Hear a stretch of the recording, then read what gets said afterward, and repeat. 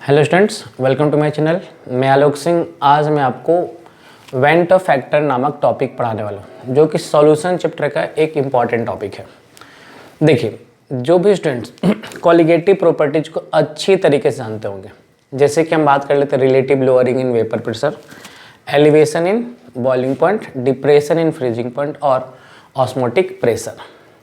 खास बात ध्यान रखिएगा, आप इन चारों में जो भी सॉल्यूट का यूज किए होंगे ना, वो सभी के सभी नॉन इलेक्ट्रोलाइटिक सॉल्यूट होंगे। नॉन इलेक्ट्रोलाइटिक सॉल्यूट होंगे। आप जाकर के देख लीजिएगा।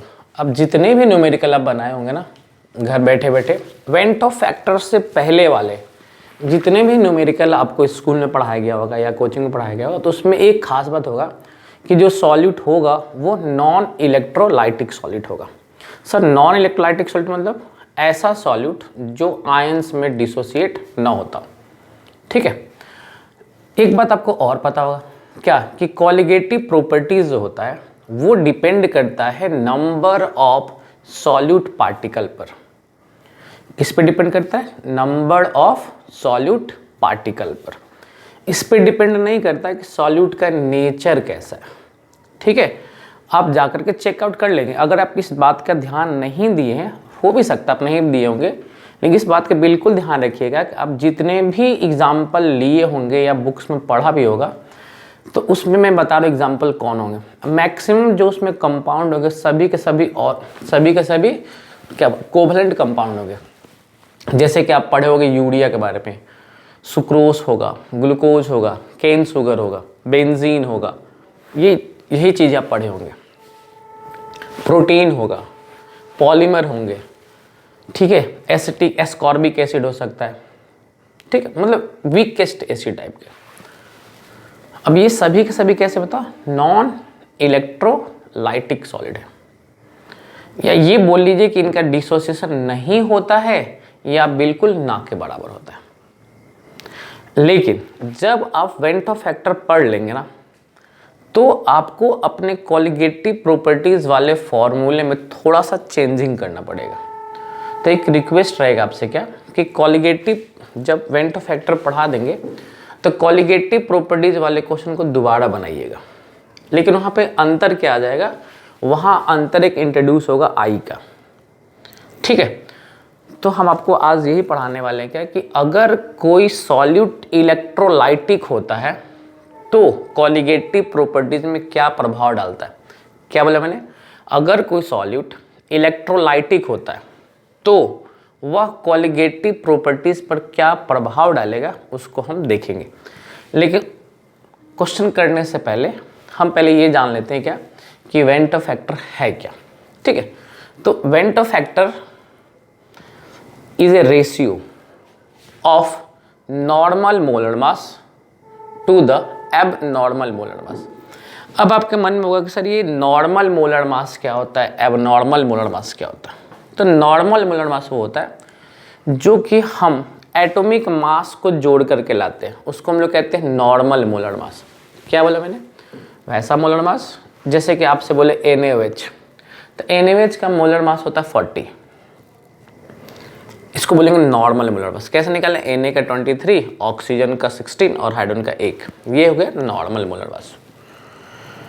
लेकिन अगर आप कॉलिगेटिव प्रॉपर्टीज पढ़े होंगे, चारों कॉलिगेटिव प्रॉपर्टीज में M molar mass of solute आया होगा, पक्का गारंटी है।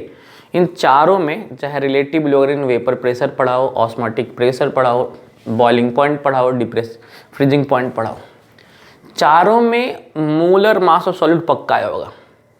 तो यहाँ से जो मोलर मास ऑफ सॉल्यूट निकालेंगे ना, उसको हम लोग बोलेंगे एब नॉर्मल मोलर मास। क्या बोलेंगे उसको? एब नॉर्मल मोलर मास।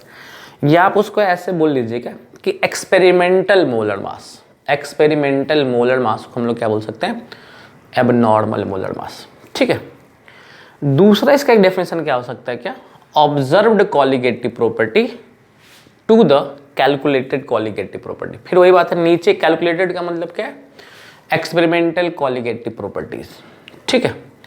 और जो भी न्यूमेरिकल ज़्यादातर जो बनने वाले हैं वो बनेगा आखिरी वाले फॉर्मूले पे। वो क्या लिखा होगा? वो होता है क्या? Total number of particle after association और dissociation to the total number of particle before association और डिसोसिएशन। इसी टॉपिक पे क्वेश्चन बनेगा। फिर से बोल रहे हैं, वेंटो फैक्टर क्या है? रेशियो है किसका? Normal molar mass to the abnormal molar mass. Second, observe colligative property to the calculated colligative property. तीसरा क्या बनेगा? Total number of particle total number of particle after association और dissociation to the total number of particle before association और dissociation. पहले तो आप ये समझिएगा पूरे कॉन्सेप्ट्स को, फिर हम न्यूमेरिकल में इसका यूज करेंगे, ठीक है ना। तो इन दोनों में समस्या नहीं है, जो भी प्रॉब्लम आएगा ना वो नीचे वाले में आएगा, ठीक है। इसको हम लेकर चलेंगे। अभी मैं आपको पढ़ाऊंगा क्या लिखा है, total number of particle after association और डिसोसिएशन। अभी हम समझेंगे एसोसिएशन में आई के मान पे क्या प्रभाव पड़ेगा और डिसोसिएशन पर आई के मान पे क्या प्रभाव पड़ेगा, ठीक है। क्या बोला मैंने? आई का वैल्यू एसोसिएशन में क्या होने वाला है, आई का वैल्यू डिसोसिएशन में क्या होने वाला है, ये सब चीज़ें भी हम देखेंगे, ठीक है। तो वेंटर फैक्टर का समझ में आ रहा है, डेफिनेशन क्या है? रेशियो है, ठीक है ना। चलिए हम आगे बात करते हैं क्या कि आई का जो वैल्यू होगा एसोसिएशन वाले केस में क्या होगा और डिसोसिएशन वाले केस में क्या हो सकता है, ठीक है।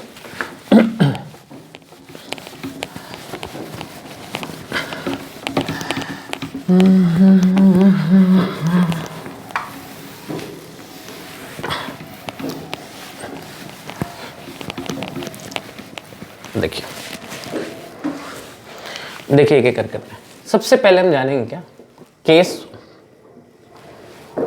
कौन सा केस? इसको केस 1 बोल लीजिएगा, केस 1। इसमें हम क्या देखेंगे कि पार्टिकल का डिसोसिएशन हो रहा है। क्या हो रहा है? डिसोसिएशन ऑफ सॉल्यूट, ठीक है। क्योंकि यहाँ पर डिसोसिएशन सॉल्यूट का ही करना है तो हम सॉल्यूट का ही डिसोसिएशन कर लेते हैं। ऐसे कर लेते हैं, जैसे क्या ए बी आपका कोई कंपाउंड है ए बी।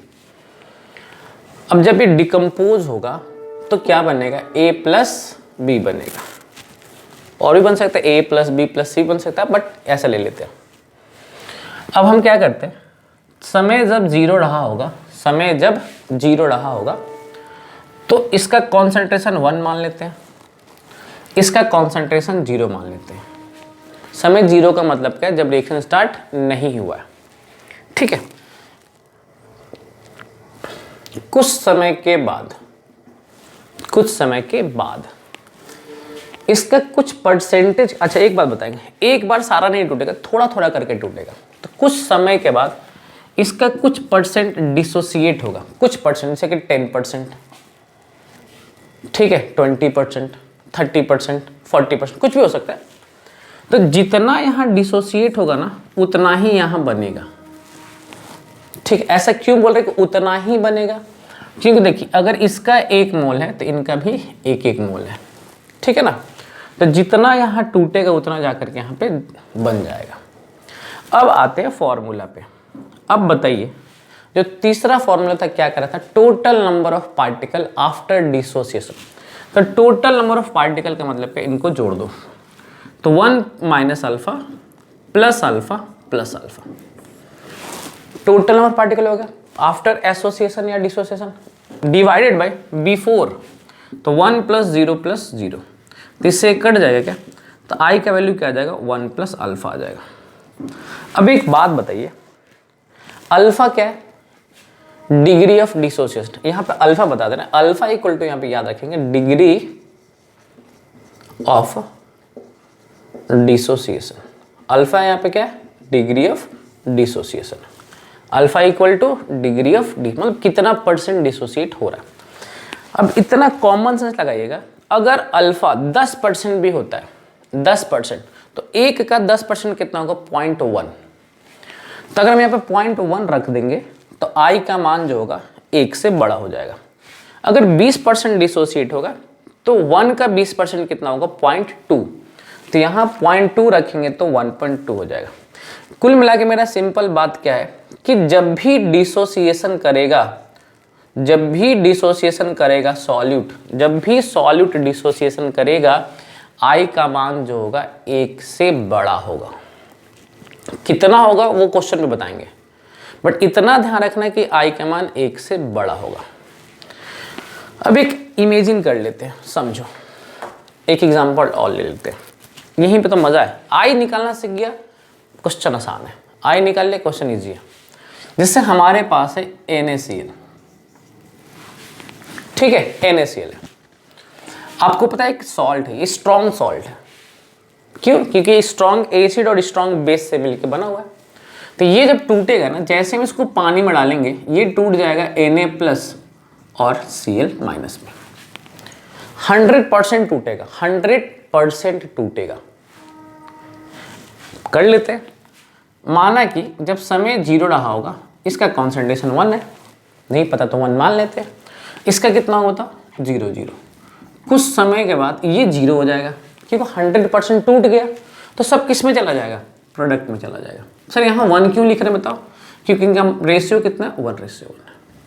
तो जितना यहाँ घटेगा उतना वहाँ बन जाएगा। अब आई का मान निकालो, तो आई का मान निकालो, total number of particle after dissociation, इनको जोड़ दो, तो 0 + 1 + 1 डिवाइड बाई बिफोर डिसोसिएशन क्या होगा? 1 + 0 + 0। हमारा आंसर कितना आ जाएगा? 2। समझ में आ गया? यानी अगर क्वेश्चन में कोई भी कॉलिगेटिव प्रॉपर्टीज पूछ लेता होगा, चाहे एलिवेशन इन बॉइलिंग पॉइंट या फ्रीजिंग पॉइंट, कुछ भी बात कर रहे हैं, तो इतना ध्यान रखना कि वहां आई का मान 2 रखना पड़ेगा। ठीक है, चेंज कर लेते और दूसरा एग्जांपल ले लो। अगर हमारे पास NH क्या लिखते हैं, K2SO4 है, K2SO4 पोटेशियम सल्फेट, तो ये किस में टूटेगा बताओ? 2K+ और SO4 2-। ये तोड़ने आपको आना चाहिए। अब ये मेरा काम नहीं है, आपका काम है। सर टूट के क्या देगा? अब बताइए, यहाँ आई का मान डायरेक्टली कोई बता सकता है? 3 आएगा, यहाँ आई का मान 3 आएगा। कैसे समझा देते हैं। आई का मान कितना आएगा? 3 आएगा। अब चेक कर लीजिए कैसे आएगा। सेम दिमाग लगेगा ना। जब 0 था, जब टाइम 0 है तो कॉन्सेंट्रेशन कितना है बताओ? इसका 1 है, बाकी का 0 0 है। ठीक, कुछ समय के बाद 100% टूट गया, 100% टूट गया, तो ये 0 हो जाएगा, ये 2 होगा और ये 1 होगा। सर ऐसा 2 क्यों लिख दिया बताओ? क्योंकि जब ये 1 मोल है तो ये इसका रेशियो कितना बताओ? 2 मोल का है। जब ये 1 है तो कितना बताओ? 2 है। ठीक है, तो जब भी टूटेगा तो 2 बनेगा और क्या बनेगा? 1 बनेगा। टोटल पार्टिकल जोड़ लो, तो 0 + 2 + 1 कितना आएगा? आई का मान बताओ? 3/1। तो आई का मान कितना आ गया? 3। दोबारा बताते हैं, फॉर्मूला याद रखो, क्या था लास्ट वाला? Total number of particle after dissociation. After, तो आफ्टर वाले केस में सबको जोड़ दो, डिवाइड बाय बिफोर, यानी ऊपर वाले को जोड़ दो। यहां भी तो वही क्या है ना, total number of particle after divided by before. अब देखो, कहीं मैंने एक एग्जांपल ये बता रखा है, एक एग्जांपल ये बता रखा है, ये बताओ कहीं पर आई का मान 1 से छोटा आया है क्या? नहीं आया। कहीं पर भी आई का मान 1 से छोटा नहीं आया है, आएगा भी नहीं। ठीक है, इसका मतलब क्या? दिमाग रख लिया, ऑब्जेक्टिव अगर पूछ लिया क्या कि अगर सॉल्यूट का डिसोसिएशन होता है तो आई का वैल्यू कितना होगा, तो आपको किस पे टिक करना? आई का वैल्यू >1 होगा। ठीक है, आप इसका स्क्रीनशॉट लीजिए, फिर आगे बात कर लेते हैं। स्क्रीनशॉट। चलिए अब केस नंबर 2 पढ़ते हैं, जहां एसोसिएशन होगा। ये डिसोसिएशन वाले केस में था, तो हम पढ़ेंगे एसोसिएशन वाले केस में। आपको यहाँ पर 3 केस पढ़ाएंगे, एसोसिएशन, डिसोसिएशन, और तीसरा केस क्या होगा? Neither association nor dissociation. तो केस नंबर 2 यहां रख लेते हैं। Solute are associated. एसोसिएटेड का मतलब क्या होता है? जुड़ जाना। देख लो, से 2A है और ये बन गया A2। इसको हम लोग पढ़ते हैं डाइमर, याद रखिएगा क्या पढ़ते हैं इसको, डाइमर कहते हैं, डाइमर। जैसे तुमने पढ़ा होगा पॉलीमर, पॉली मतलब बहुत सारे यूनिट को जोड़ेंगे तो बनता है पॉलीमर। अब यहाँ पे कितने यूनिट को जोड़ रहे हैं पता है, 2 यूनिट को जोड़ रहे हैं, यानी 2A को जोड़ रहे हैं, तो हमारा A2 बन जाएगा। ठीक है, अब समझते हैं कैसे। अगेन जब समय 0 रहा होगा तो इसका कॉन्सेंट्रेशन कितना ले लें, 1, तो इसका कितना ले लेंगे, 0। एक बात का गौर करना, ये जब ये 2 है तो ये कितना है, 1। ये 2 से 1 बना है, अरे ये एक ही नहीं बना, भले मॉलिक्यूल्स आगे देखो, यहाँ डिजिट ध्यान रखो, ये 2 है तो ये कितना है, 1 है। तो जब अच्छा कुछ समय के बाद कितना घटेगा, अल्फा घटेगा। मान लो 10% एसोसिएट होगा, 10%, इसमें से 10% टूटा तो यहाँ कितना बनेगा, अल्फा/2 बनेगा। सर ये कैसे, समझ में नहीं आया। अब वो समझो, जब ये 2 है तो ये 1 है, जब ये 2 है तो ये कितना है, 1, तो जब ये 1 होगा तो ये कितना होगा, हाफ नहीं होगा, 50%। अभी भी कोई दिक्कत है, चलो अल्फा लिख लो यहाँ पे, और जो यहाँ दिख रहा है उसे डिवाइड कर देना, काम खत्म करो। क्या बोला मैंने, यहाँ दिख रहा है कितना, 1, तो यहाँ 1 लिख लेना, और यहाँ कितना दिख रहा है, अल्फा, तो अल्फा लिख लेना। यहाँ कितना दिख रहा है, 2, तो 2 से कर लेना। ठीक है, मैं आसान बोल रहा हूँ। जब ये 2 है तो ये कितना, 1, तो ये 1 अल्फा घटेगा तो यहाँ कितना बनेगा, अल्फा/2 बनेगा। सिंपल लॉजिक है और ज़्यादा कुछ नहीं है। अब तुम निकालो आई, क्या था, total number of particle after association, तो इनको जोड़ दो, तो 1 माइनस अल्फा प्लस अल्फा/2 divide by total number of particle before, इनको जोड़ दो तो नीचे आ जाएगा 1। अब तुम्हारे यहाँ आई का वैल्यू क्या आएगा, 1 माइनस अल्फा/2 आएगा। अब अल्फा का मान कुछ भी रखो, कुछ भी रखो, वो 1 से कम ही आएगा, therefore I will be less than 1। ये ध्यान रखो, अल्फा का मान कुछ भी रखो क्योंकि हमें 1 से लास्ट में घटाना ही है। अल्फा का मान कुछ भी हो, 10% हो, 20% हो, 40-50 कुछ भी हो, बट हमको करने का 1 में से माइनस करना है, तो आई का मान कभी भी आएगा तो 1 से कम आएगा। सीखने वाली बात यहाँ पे क्या है, जो काम की चीज़ है कि डिसोसिएशन होगा तो आई का मान 1 से बड़ा होगा, एसोसिएशन होगा तो आई का मान 1 से कम होगा। ठीक है, जैसे कि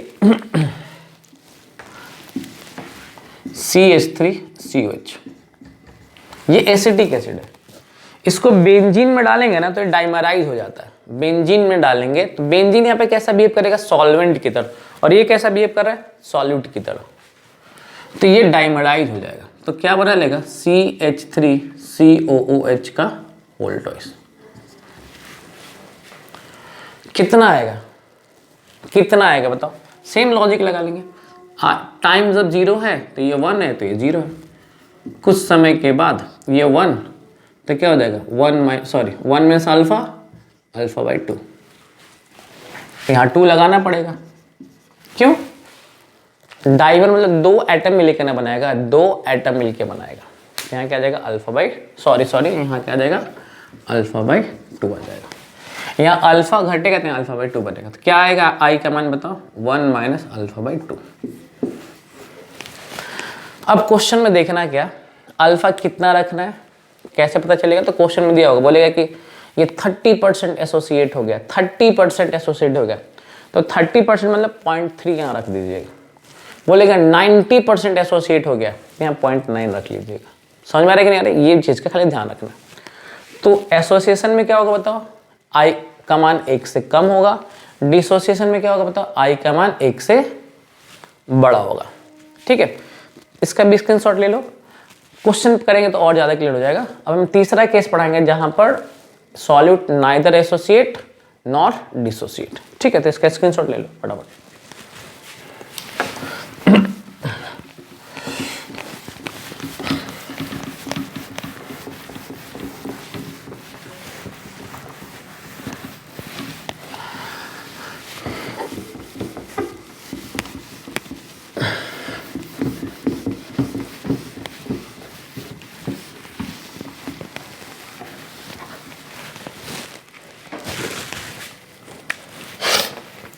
case number 3, solute neither dissociate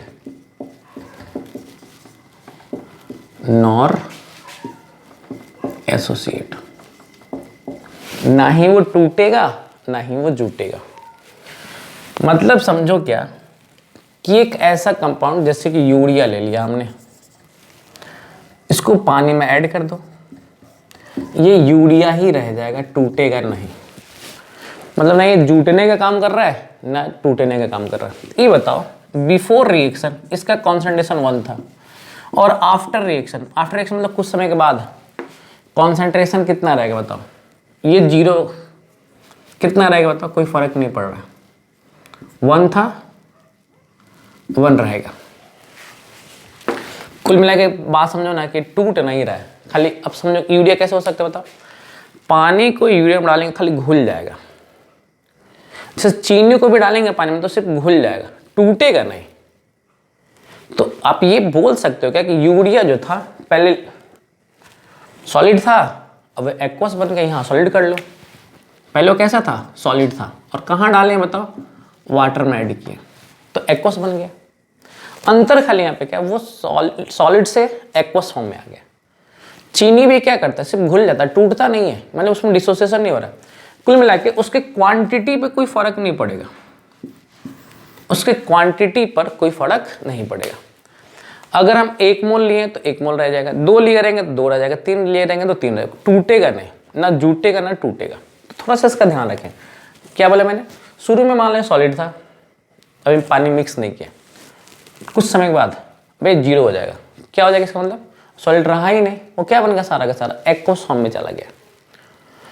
तो अब आपके मन में सर ऐसे कौन से एग्जाम्पल है जिसका एसोसिएशन भी नहीं होता है, डिसोसिएशन भी नहीं होता, अब बता देते हैं। आपके 12th का तो काम चली जाएगा, इतना गारंटी दे रहे हैं। तो ऐसे बहुत से एग्जाम्पल है। जब भी आप यूरिया देख लोगे समझ लेना उसका डिसोसिएशन एसोसिएशन नहीं होने वाला, आई का मान 1 रहेगा। सुक्रोस ले लेना, cane sugar, glucose, fructose, protein, polymer, cellulose, starch लिख लो, सेल्यूलोज, ईटीसी। इतने में आपका काम चल जाएगा, यही रहेगा ही रहेगा। ठीक है, urea, sucrose, cane sugar, glucose, fructose, protein, polymer, starch, cellulose. अब कोई स्टूडेंट बोलेगा सर आप सुक्रोस और कैन शुगर क्यों लिखे, दोनों तो सेम है। हाँ भाई बिल्कुल सेम है, मैं लिख दिया इसलिए ना ताकि कोई नाम को लेकर के फंस सकता था। Sucrose, cane sugar, cellulose, starch, ये सब के सब बायोमोलिक्यूल्स में पढ़े जाते हैं। और इस चारों, सुक्रोस हो, केन शुगर हो, स्टार्च हो या सेल्यूलोज, चारों के चारों कार्बोहाइड्रेट है। चारों के चारों क्या है, कार्बोहाइड्रेट है। ठीक है, तो बाबू जब भी क्वेश्चन में इनका जिक्र रहेगा ना तो आप समझ जाना कि ये टूटने वाला भी नहीं है और जुटने वाला भी नहीं है, मतलब नाइदर एसोसिएट नॉर डिसोसिएट। तो यहाँ आई का मान 1 रख लेना। अब बताते हैं क्या कि कोलिगेटिव प्रॉपर्टीज में क्या चेंज होने वाला, क्या चेंज होगा फॉर्मूले में। तो जो भी स्टूडेंट्स को relative lowering in vapour pressure याद होगा, relative lowering in vapour pressure, मैं इसको पहले मिटा ही देता हूँ तो आगे बात करते हैं।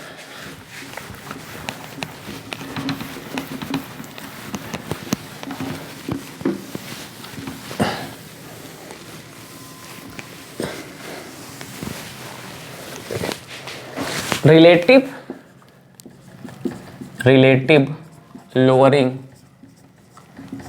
इन वेपर प्रेशर, आपको याद है क्या फॉर्मूला था, डेल्टा पी। इसको इंडिकेट हम लोग करते हैं डेल्टा पी से। तो डेल्टा पी इक्वल टू आया था पी ए नॉट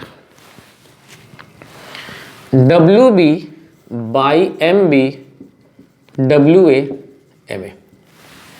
ठीक है, दूसरा था एलिवेशन इन बॉइलिंग पॉइंट। वहां क्या था, delta T B equal to K B into M, molality. तीसरा डिप्रेशन इन फ्रीजिंग पॉइंट, वो क्या था, delta T F equal to K F into M. और जो चौथा है ऑस्मोटिक प्रेशर, इसको इंडिकेट पाई से करते हैं। तो पाई बराबर CRT या पाई बराबर MRT। कुछ बातें आपको बता देता हूँ और एग्जाम में अगर ऐसे पूछेगा कि relative lowering directly proportional to, तो एक्चुअली में जो लड़का मैंने पूरा ये वीडियो देखा होगा, एक्चुअली में delta P equal to PA0XB था, ये रख देते हैं। तो जब भी हम इक्वल टू का चिन्ह हटाते हैं और ये कांस्टेंट है, तो delta P directly proportional to क्या हो जाएगा, मोल फ्रैक्शन ऑफ सॉल्यूट। ये एग्जाम में ऑब्जेक्टिव के लिए भी तैयार रहेगा, क्या पूछेगा, relative lowering in vapour pressure directly proportional to, तो मोल फ्रैक्शन, किसका मोल फ्रैक्शन, सॉल्यूट का mole fraction. Relative lowering in vapour pressure directly proportional to mole fraction. ठीक है, फिर बात करते हैं किसका, एलिवेशन बॉइलिंग पॉइंट का या डिप्रेशन फ्रीजिंग पॉइंट का। तो ये दोनों के दोनों डायरेक्टली प्रोपोर्शनल होते हैं मोलैलिटी के। ये जो Kb है और एक Kf है, ये दोनों के दोनों कांस्टेंट हैं। ठीक है, तो अगर मुझे लिखना होगा इसकी जगह पर, तो हम लिख सकते हैं क्या, delta TB directly to M, यहाँ लिखेंगे delta TF directly to M। तो थोड़ा सा इसका बिना आप ऑब्जेक्टिव भी पकड़ते चलिए। ऑस्मोटिक प्रेशर वाले केस में खास बात था कि पाई जो था डायरेक्टली टू कॉन्सेंट्रेशन था एट ए गिवन टेम्परेचर। क्वेश्चन क्या पूछ सकता है, कौन सा कॉलिगेटिव प्रॉपर्टीज कॉन्सेंट्रेशन का डायरेक्टली प्रोपोर्शनल होता है, ऑस्मोटिक प्रेशर। कौन सा कॉलिगेटिव प्रॉपर्टीज मोल फ्रैक्शन का डायरेक्टली प्रोपोर्शनल होता है, relative lowering in vapour pressure. कौन सा कॉलिगेटिव प्रॉपर्टीज मोलैलिटी के डायरेक्टली प्रोपोर्शनल है, तो क्या बोलेंगे, एलिवेशन इन बॉइलिंग पॉइंट या डिप्रेशन इन फ्रीजिंग पॉइंट। ये आप ऑलरेडी पढ़े थे, ठीक है, लेकिन इस फॉर्मूले में हम लोग को एक चीज और इंट्रोड्यूस करना पड़ेगा जो कि हम वहां नहीं कराए थे या बुक्स में नहीं किया होगा शुरू में। क्या इंट्रोड्यूस करना बताओ, इस फॉर्मूले में हम सभी को एक नया वर्ड इंट्रोड्यूस करना, आई और आई पता चल गया यहाँ पे क्या है, वेंट ऑफ फैक्टर है।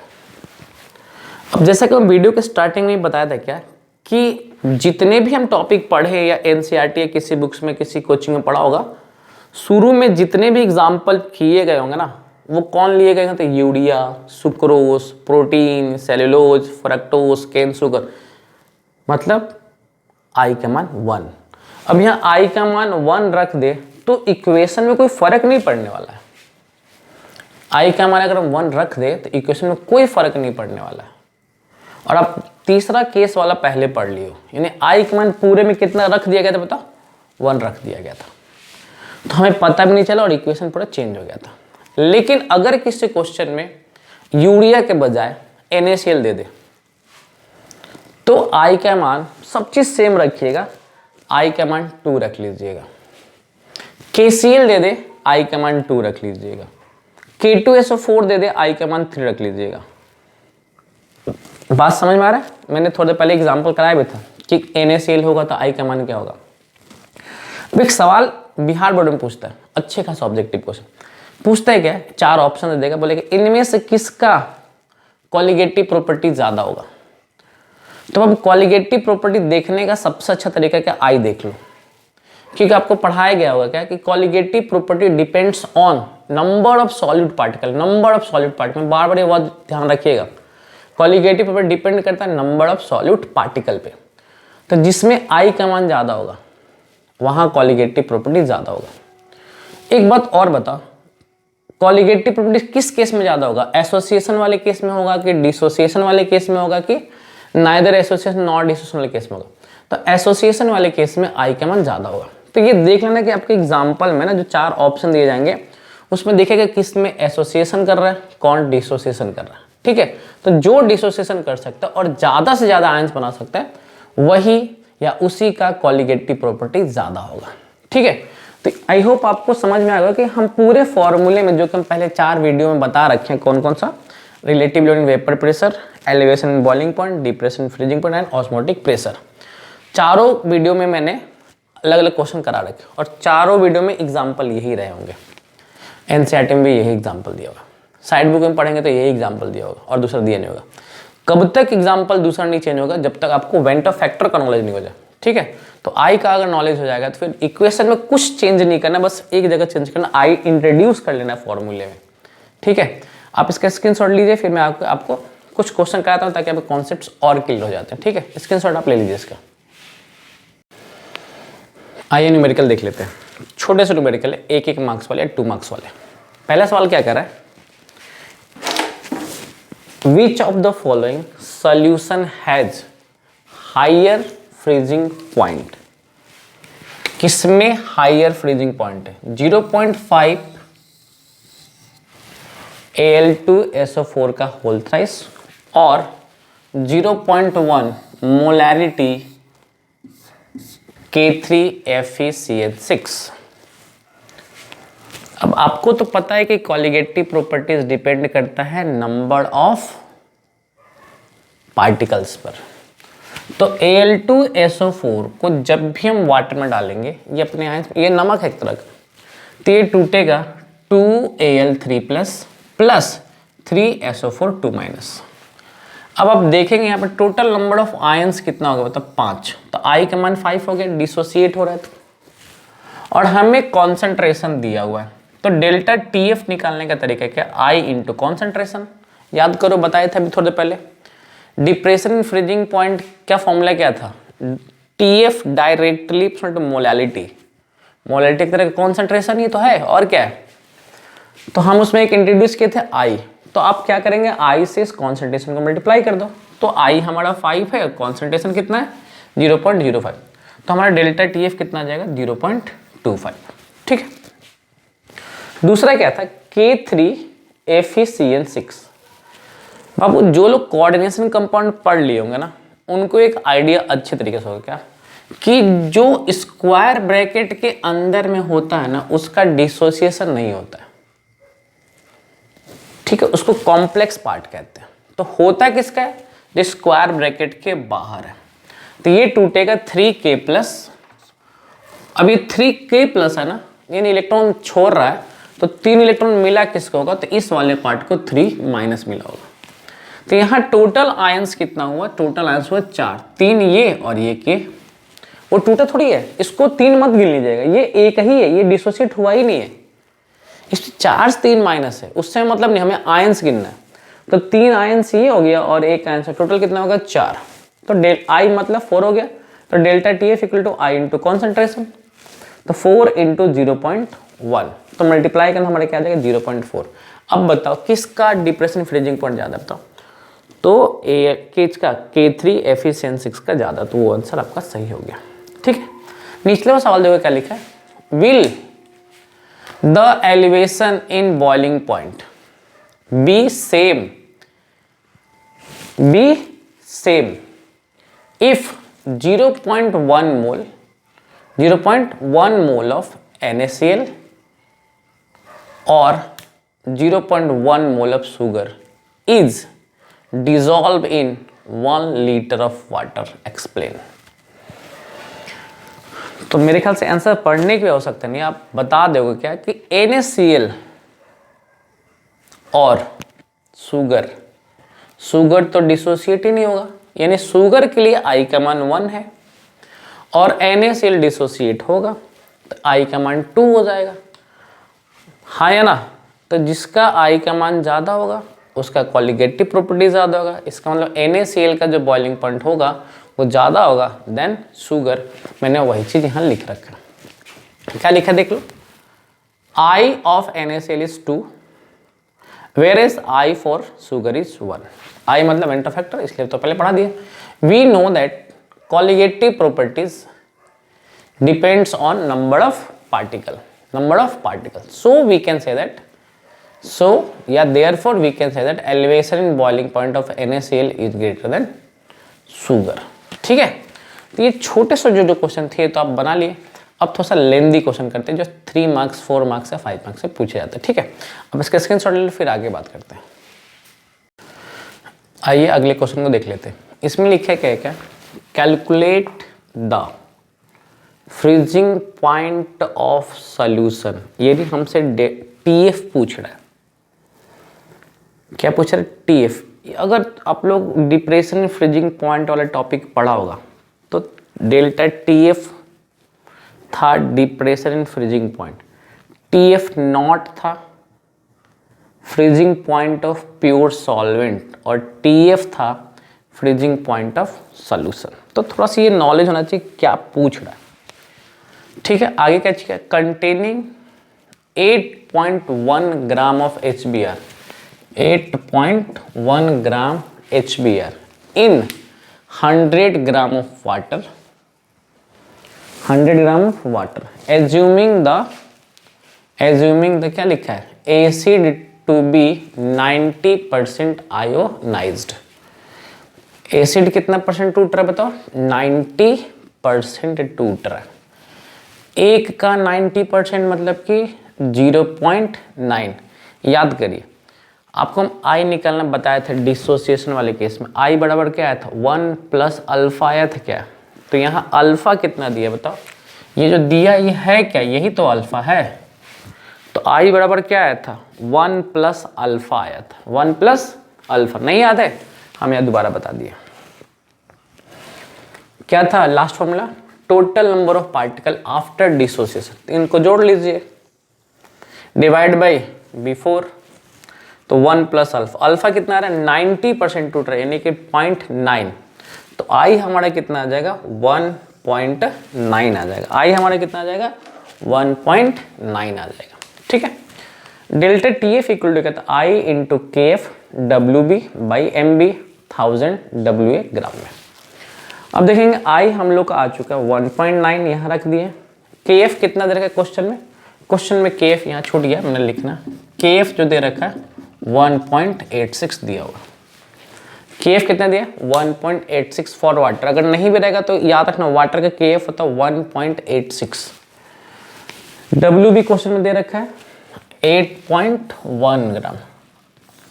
डब्ल्यू ए कितना दे रखा है? 100 ग्राम। तो आई 1.9, के एफ 1.86, डब्ल्यू बी 8.1, 1000, नीचे एम बी कितना है? 81 और ये 100 है। अब बात समझेगा, जब ये वाला डेसिमल हटेगा तो नीचे 10 आ जाएगा ना?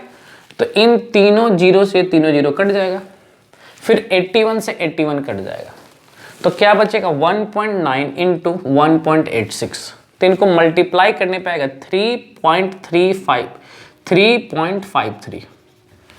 डेल्टा टी एफ कितना आएगा? 3.5। लेकिन हमसे डेल्टा टी एफ नहीं पूछ रहा, हमसे डिप्रेशन फ्रीजिंग पॉइंट नहीं पूछ रहा, हमसे पूछ रहा है फ्रीजिंग पॉइंट ऑफ सॉल्यूशन। इसका मतलब क्या? जब पानी में HBr डाल देंगे कितना? 8.1 ग्राम, तो उसका फ्रीजिंग पॉइंट कितना घट जाएगा? तो delta T F equal to T F naught minus T F. इसको इधर लेके आ जाइए, इसको इधर लेके चल जाइए। तो अच्छा वाटर का फ्रीजिंग पॉइंट बिना बताए नॉलेज होने से 273.15 यानी 0 डिग्री सेल्सियस। इसमें से क्या करेंगे? 3.53 को घटा देंगे तो हमारा आंसर आएगा 269.62 केल्विन। 269.62 केल्विन अगर केल्विन में निकालेंगे तो। ठीक है, कितना आसान सवाल, बस क्या इंट्रोड्यूस कर दिया बताओ? आई। अगर यहाँ पे HBr ना होकर के कोई ऑर्गेनिक एसिड होता, जैसे कि इथेनोइक एसिड, इथेनोइक ले लीजिए, एस्कॉर्बिक एसिड ले लीजिए। देखिए ऐसा नहीं करेंगे नहीं टूटेगा। वो आपको याद होगा वीक इलेक्ट्रोलाइट जो होते हैं वो मैक्सिमम कितना टूटते हैं? 5%। मैक्सिमम 5%, यानी 95% कैसे होते बताओ? अनडिसोसिएट रह जाते हैं। ठीक है ना? तो इसका मतलब क्या है कि अगर कोई नॉन इलेक्ट्रोलाइटिक यहाँ एग्जाम्पल में होता इथेनॉल, ठीक है, तो फिर यहाँ पर आई का मान कितना रखना पड़ता? 1 रखना पड़ता और सवाल को सॉल्व कर लेते। ठीक है, चलिए एक दो सवाल और देख लेते हैं। आप इसका स्क्रीनशॉट ले लीजिए, फिर आगे बढ़ते हैं। अगले सवाल को देख लीजिए। इसमें लिखा है क्या? Calculate the amount of KCl which must be taken to the 1 kg of water so that the freezing point is reduced by 2 kelvin. KF of water आपको याद होना चाहिए, नहीं भी दिया रहेगा तो 1.86 केल्विन kg मोल इनवर्स। आप गौर किए यहाँ पे सॉल्यूट कौन है, KCl है, और ये एक स्ट्रॉन्ग इलेक्ट्रोलाइट है। मतलब क्या, मतलब ये कि 100% टूट जाएगा। तो KCl अगर लेंगे तो आपका I का मान कितना हो जाएगा, 2 हो जाएगा। ठीक है, आपको पता चला क्वेश्चन पूछ कर रहे हैं calculate the amount of KCl, यानी आपको KCl का मास पूछ रहा है, WB पूछ रहा है। नहीं पता तो क्वेश्चन मार्क लगा दो, नहीं पता तो क्या लगा सकते हैं, क्वेश्चन मार्क लगा सकते हैं। मास ऑफ सॉल्वेंट कितना दिया हुआ है, 1 kg। कितना दे रखा है, मास of solvent 1 kg। Molar mass कितना होगा KCl का, तो मोलर मास कैसे निकालता है, एटॉमिक मास को जोड़ दो, तो K का कितना हो जाएगा 39 और क्लोरीन का कितना हो जाएगा 35.5, दोनों को जोड़ देंगे 74.5 आ जाएगा। डेल्टा TF कितना दिया है 2 केल्विन, KF कितना दिया 1.86, फॉर्मूला में रख लो। क्या लिखें, delta TF equal to I into KF into WB बटा MB इंटू WA। KG में जब दिया रहता है ना तो ऊपर हमें 1000 से मल्टीप्लाई करने की आवश्यकता नहीं होती। ठीक है, लेकिन हम लोग से WB पूछ रहा है, तो इस WB को इधर लेके, WB पूछ रहा है ना, इन सबको इधर लेके चल जाओ और I KF को नीचे रख दो। तो ये फॉर्मूला बनेगा delta TF into MB into WA, KG में चाहिए, divide by I into KF। सभी वैल्यू दिया उसको रख लो। डेल्टा TF कितना दिया है 2 है कि नहीं, MB कितना दिया 74.5, W कितना दे रखा है सॉल्वेंट का मास 1, I कितना दिया था 2 और KF कितना दिया था 1.86। 2 से 2 कट जाएगा, इसको इससे डिवाइड करोगे आपका आंसर आएगा 40.05 ग्राम। यानी 40.05 ग्राम को जब डालेंगे ना वाटर में, तब जाकर के फ्रीजिंग पॉइंट जो है कितना रिड्यूस होगा बताओ, नाम है क्या डिप्रेशन, कितना रिड्यूस हो जाएगा बताओ 2 केल्विन। कितना डालेंगे तो KCl का 40.05 ग्राम डालेंगे तो फ्रीजिंग पॉइंट रिड्यूस हो जाएगा। ठीक है, आपको देख रहा कोई दिक्कत नहीं है, बस I इंट्रोड्यूस कर अपने क्वेश्चन को बनाते चल जाओ, कोई दिक्कत नहीं है। ठीक है, एक सवाल और कर लेते हैं फिर वीडियो को खत्म कर देंगे। इसका स्क्रीनशॉट लीजिए फिर आगे बात करते हैं। देखिए आज के आखिरी सवाल को, इसमें क्या लिखा है, calculate the boiling point of solution, calculate the boiling point of solution when 2 gram of sodium sulphate, जिसका कि मोलर मास 142 ग्राम पर मोल दिया हुआ, was dissolve in 50 gram of water assuming Na2SO4 undergo complete dissociation. ठीक है, आपसे पूछ कह रहा है कि 50 ग्राम पानी में, 50 ग्राम पानी में जब 2 ग्राम सॉल्यूट को मिलाएंगे तो उसका बॉइलिंग पॉइंट कितना बढ़ जाएगा। सिंपल यही पूछ रहा है, 50 ग्राम पानी में 2 ग्राम सोडियम सल्फेट को मिलाएंगे तो कितना बॉइलिंग पॉइंट बढ़ के हो जाएगा। ठीक है, अब Na2SO4 आप देख लीजिएगा, Na2SO4 जब ये टूटेगा ना तो क्या देगा बताओ, 2Na प्लस SO4 2 माइनस, तो यहाँ पर कुल आयनों की संख्या 3 हो जाएगी, 2 और 1 3, 2 और 1 3, तो I का मान कितना हो जाएगा 3 हो जाएगा। ठीक है, तो डेल्टा TB मतलब elevation in boiling point equal to I into KB WB by MB। Mass of solvent अगर ग्राम में रहेगा तो KG कर लेना है, कोई दिक्कत नहीं है। ठीक है, अब नीचे उनके वैल्यू को रख दो, जैसा कि I का मान कितना है 3 रख दिया। KB देखिए, KB वाटर का होता है 0.52, KF होता है 1.86, कितना रखेंगे 0.52। ठीक है, और हमको गिवन मास ऑफ सॉल्यूट कितना दिया बताओ 2 ग्राम। क्वेश्चन में हमें सॉल्यूट का मास कितना दिया बताओ 2 ग्राम, तो यही तो हमारा सॉल्यूट है कि नहीं, और ये हमारा सॉल्वेंट का मास है, ये हमारा मोलर मास है। ठीक है, तो वहाँ रख दिया। I का मान कितना रखा है 3, KB का मान रखा है 0.52, सॉल्यूट का मास कितना रखा है 2 ग्राम है कि नहीं, और 1000 तो रख ही देंगे क्योंकि सॉल्वेंट किस में दिया ग्राम में दिया। नीचे क्या लिखेंगे 142 और सॉल्वेंट का मास कितना था 50 ग्राम, इसको रख लीजिएगा। सॉल्व करिए तो देखिए 10 से 10 कट जाएगा, फिर 5 से 100 कटेगा तो 20 आ जाएगा। अब इन चारों को 1 2 3 4 चारों को मल्टीप्लाई करेंगे तो हमारा आएगा 62.4 आएगा, और नीचे कितना है 142। अब इसको इससे डिवाइड करेंगे तो हमारा आ जाएगा 0.049 आएगा, जो कि 0.44 केल्विन के बराबर हो जाएगा। अब हमसे पूछा डेल्टा टीबी क्या होता है, टीबी माइनस टीबी नॉट, ये फॉर्मूला पढ़ा चुके हैं, एलिवेशन बॉइलिंग पॉइंट वाला वीडियो देख लीजिएगा, ठीक है। तो हमें सॉल्यूशन का बॉइलिंग पॉइंट पूछ रहा है ना, तो टीबी को इधर लेके आ जाओ और इस चीज को इधर लेके, या इसको इधर लेके आ जाओ, ठीक है, टीबी नॉट को इधर लेके आ जाओ। तो टीबी इक्वल टू क्या जाएगा, delta TB plus TB naught 0.44 plus 373.1। अब ये कहाँ से आ गया, ये सबको पता होगा वाटर का बॉइलिंग पॉइंट कितना होता है, 373.15 केल्विन होता है। तो इन दोनों को ऐड कर देंगे तो हमारा आंसर कितना आ जाएगा 373.59 केल्विन। यानी 50 ग्राम पानी में अगर हम 20 ग्राम सोडियम सल्फेट मिलाएंगे तो बॉइलिंग पॉइंट कितना हो जाएगा 373.59 केल्विन हो जाएगा। आई होप कुछ एग्जाम्पल मैंने बता रहा। अच्छा, जितने भी हमने क्वेश्चन बताया ना, सभी क्वेश्चन सीबीएसई बोर्ड में पूछे गए, सभी क्वेश्चन सीबीएसई बोर्ड में पूछे गए। कोई 2014 में पूछा गया है, कोई 17 में पूछा गया है, कोई 19 में पूछा गया, लेकिन पूछा गया। ये जितने मैंने क्वेश्चन कराए ये प्रीवियस ईयर क्वेश्चन करा रखे हैं, ठीक है। तो आप देख लीजिए, फॉर्मूला में बस एक आई का इंट्रोडक्शन करना है, लेकिन कब, जब सॉल्यूट कैसा होगा, इलेक्ट्रोलाइटिक होगा, इसका मतलब जो टूटने के काबिल हो, ठीक है। तो आई इंट्रोड्यूस कर देंगे, अपने क्वेश्चन को बना लेंगे। हाँ, अगर कहीं डाइमराइज वाला केस होता तो बस अल्फा आपको बताया था ना कि अगर 50%, तो आपको क्या आई कैसे निकालेंगे, 1 minus alpha by 2, 1 minus alpha by 2। एक काम करते, एक क्वेश्चन उस पर करा ही देते तो आपको और इजी हो जाएगा। इसका स्क्रीनशॉट लीजिए फिर बताते हैं। आइए आखिरी क्वेश्चन देख लेते हैं। ये जो क्वेश्चन है ये एसोसिएशन से रिलेटेड है, बड़ा अच्छा क्वेश्चन है, एक एक करके समझिए। मैं थोड़ा सा शॉर्टकट कर दिया, क्या क्वेश्चन थोड़ा लिखने में ज़्यादा एरिया लग गया। लिखे क्या, freezing point of benzene decreases bye 2.12 kelvin. यानी ये हमारा है delta TF, delta TF when 2.5 gram of benzoic acid, ये हमारा हो गया सॉल्यूट, यानी कि WB।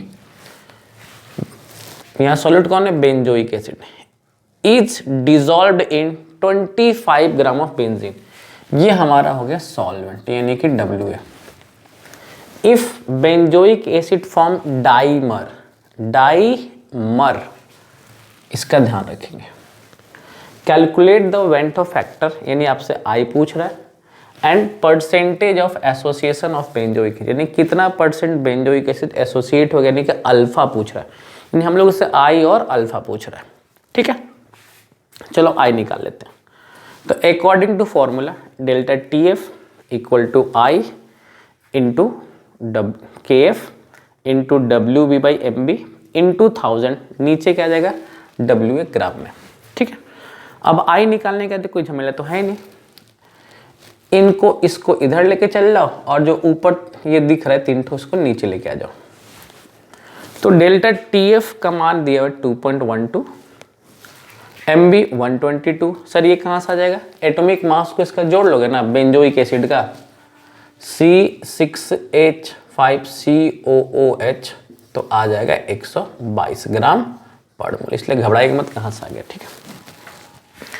W दे रहा है क्वेश्चन में 50 ग्राम, यार सॉरी 25 ग्राम, तो यहाँ 25 ग्राम रख दिया। KF बेंजीन का कितना दिया बताओ 5.12, WB कितना दे रखा है 2.5, 1000 है यहाँ पे। जब ऊपर वाले को मल्टीप्लाई करेंगे तो 6466 आएगा, तो 6466। नीचे क्या है, इन तीनों को मल्टीप्लाई करने पर 12800। अब इससे इसको डिवाइड करेंगे तो हमारा आ जाएगा 0.505, यानी हमारा आई तो आ गया। अब आपसे बोला डाइमर, यानी कि मुझे इसके कितने मोल्स लेने पड़ेंगे बताओ, 2 मोल्स। अगर ट्राइमर बोलता ना तो मुझे यहाँ पर 3 लेना पड़ता, ठीक है। तो 2 मिल करके यहाँ 2 आ जाएगा। बाकी आपको लग रहा है एसोसिएशन वाला केस है, तो I इक्वल टू क्या पढ़ा है, तो 1 माइनस अल्फा बाई 2। अब जाके वीडियो का स्टार्टिंग देख लीजिएगा, हमसे अल्फा पूछ रहा है, I हम लोग को पता है 0.505, 1 माइनस अल्फा बाई 2। अब इसको इधर लेके आ जाओ, उसको उधर लेके चल जाओ, इसमें से उसको घटाएंगे तो आएगा 0.495, 0.495 आएगा। अब 2 का मल्टीप्लाई कर लो तो आएगा 0.99। 0.99 का मतलब क्या है कि 99% एसोसिएशन कर रहा है, 99% एसोसिएशन कर रहा है।